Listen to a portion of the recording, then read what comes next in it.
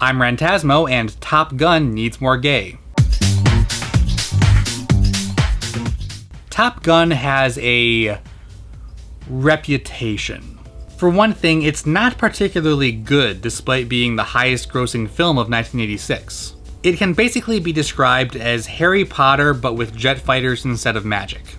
And also, Harry Potter is a narcissistic jackass and he f***s a teacher. It's very high concept. Tom Cruise plays Maverick, a talented but reckless Navy fighter pilot who's been assigned to the Fighter Weapons School, or Top Gun, where he competes with rival Iceman, battles unknown enemies, and develops a romantic relationship with one of his instructors, played by Kelly McGillis. The story is paper thin, the action scenes aren't terribly interesting, and we never even actually learn what country we're supposed to be fighting, or why. The main conflict is literally just, oh look, bad guy planes, let's shoot them with our good guy planes. It's kinda hilarious. But after nearly 30 years, Top Gun is usually ridiculed for different reasons. Gay reasons. Some of this whole thing stems from the Tom Cruise gay rumors, which I don't put a whole lot of stock in, but a fair amount of it can be sourced to this scene from the movie Sleep With Me, which I'm fairly sure is the only part of the movie anyone actually remembers. It is a story about a man's struggle with his own homosexuality. That's serious. That is what Top Gun is about, man. All right, and you've got Iceman and all his crew. Right. They're gay.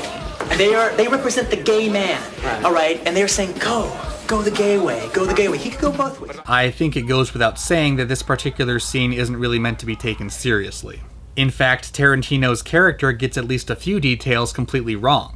And Ice comes up to Maverick and he says, man, you can ride my tail anytime! You can ride my tail isn't actually a line in the movie. What actually gets said is, You can be my wingman anytime.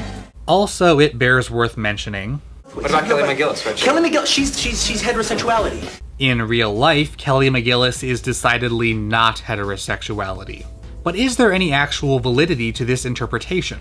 Is Top Gun really a gay movie? The thing I notice is that a lot of what people call gay about Top Gun is really just men being sexy for the camera. I'm mostly referring to the infamous volleyball scene.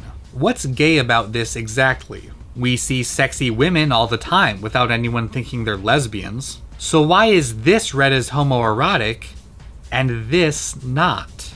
Well, I feel like a lot of it goes back to the male gaze. Not male gaze, plural, but gaze, like.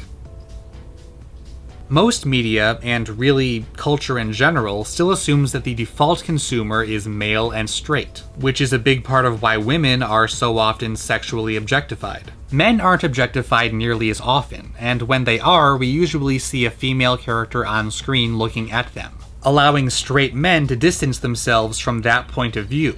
I'm not looking at this hot guy, she's looking at this hot guy.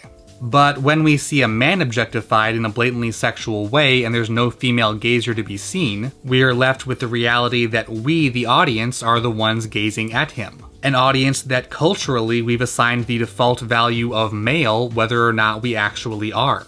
This is especially true in an action movie like Top Gun, where we tend to assume that most of the audience actually is male. The content of the film itself might not technically be homoerotic, but through the act of watching it, we end up with a sense of homoeroticism even if there's only a single man on screen. Of course, when there's more than one man on screen, the implications are often a tad more blatant, depending on how those men interact with each other. And there are a few moments in Top Gun where You have to have carnal knowledge of a lady this time. This gives me a hard on. Don't tease me. okay, look, it's not there. I want some butts! Ask and ye shall receive. I don't know if I buy that the plot of Top Gun is about Maverick coming to terms with his sexuality, if only because there just isn't that much actual plot to work with. But intentional or not, the homoerotic overtones can't be overlooked. And it's kind of odd that so few people seem to notice them when the movie first came out. I mean, be honest, whenever Maverick and Iceman are on screen together with their faces inches apart, there's a tiny part of you going, kiss, kiss. Remember that Valley of Virility thing I once mentioned? That's kind of where I feel Top Gun lies. It is so straight that it's looped back around to gay. If Lady Gaga is like a female drag queen, then Maverick and his ilk are like male drag kings. The film exaggerates the iconography of heterosexual masculinity in the 80s, like machinery, sweat, muscles, and mustaches, to such exaggerated, campy effect that you truly can't take it seriously. And in that way, I think Top Gun serves a valuable purpose. It shows how trying really, really hard to look straight and act straight, using a very narrow and reductive definition of how a straight man looks and acts, is actually pretty ridiculous.